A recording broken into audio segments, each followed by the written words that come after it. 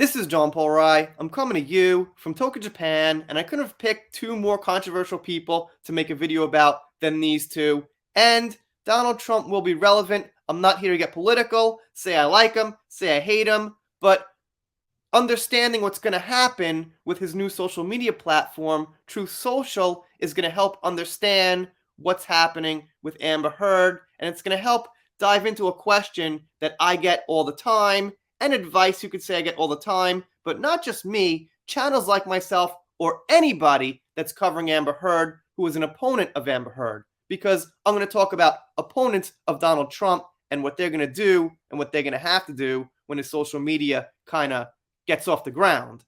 Now, the question I get about Amber all the time is, why don't we just leave her alone? Let's not make videos about her. If possible, don't write articles about her. Leave her alone. That's going to be the best thing to hurt her narcissism, and that's going to be the best thing because, these videos are free ads for her. They're free promotion, even if they're negative. So, all right, it's not the worst point, and I see where people are coming from, and there is some truth in that. However, the videos we make about Amber are exposing factual things that she did wrong people might not know, like the abuse in 2009 she was arrested for, she committed perjury in Australia, she's got a DUI. Those are all facts that really can't do her good in any way, shape, or form. But I get their underlying theory that if everyone left her alone, she might just drop out of relevance, theoretically. Now, how does this connect to Donald Trump? Well, here's how.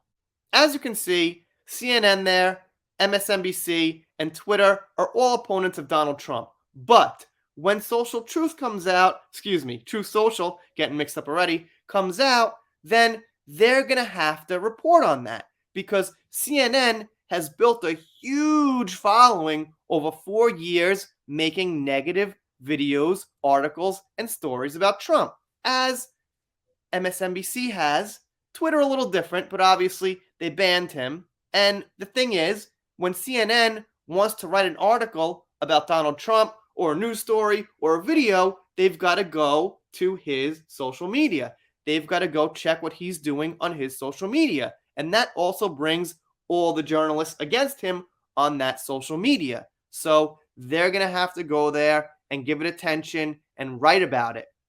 And Twitter, when Trump posts on his Truth Media, then people are going to screenshot it, and there's going to be millions of tweets about what he tweeted on his social media.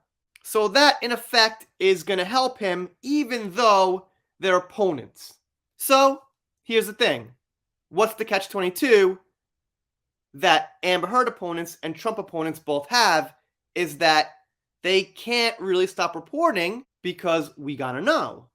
We gotta see what they're up to. And in today's world, it's not really realistic to say, well, don't make videos, don't make articles, don't make TV shows. That's just the way the world's going. So it really puts us in a catch-22 in the same way that CNN, MSNBC, and Twitter will have a catch-22 when Truth Social comes out. They're just going to have to report on it or face losing their audience, losing interest. Their ratings are going to drop, and like I said, they've got no choice. Now, having said that, they do hurt his campaigns and his reputation by putting out information that's negative. Whether it's true or false, I'm not here to say right now, but it's negative. So it does hurt. That brings us back to Amber. When YouTube channels put out negative information, it does hurt her reputation. For people in the middle, they're called normies. They basically, just kind of watch whatever here and there for a couple of minutes at a time, and they don't have a very, very strong conviction towards too many things. So those people in the middle are able to be swayed as far as opinion by negativity. So there's definitely something to think about there. Something to think about whether any press is good press. And I tend to think ultimately the answer is no. But that still leaves the middleman in a catch-22 where they've got to report on the person, even if they don't like them, even if they're an opponent. They're in the situation in the middle of the audience and the news where they got to get it out. And after all, that's what YouTubers do. That's what news sources do. So to say they should like just ignore certain things isn't really realistic because you got to report on the full spectrum of what's going on. It's just the choice to make it negative or positive, or you might as well just not do it at all. I mean, if you're going to say to someone, well, ignore Amber, don't report on her, well, then you might as well not do it because you're omitting a huge part of the news.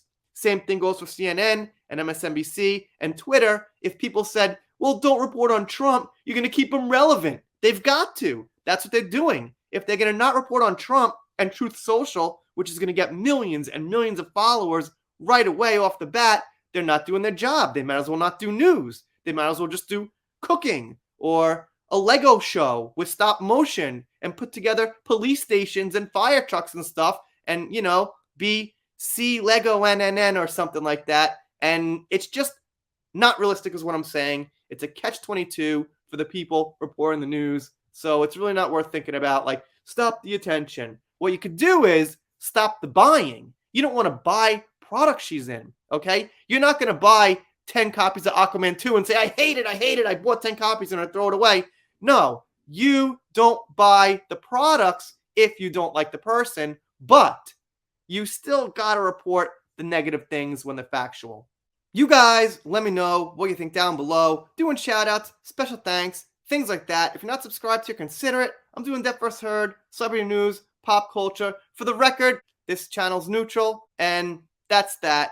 But once in a while, I'm going to talk about someone who's been involved in the political sphere. Sphere. It's sphere. Okay, you can see we're done here for now. See you next time.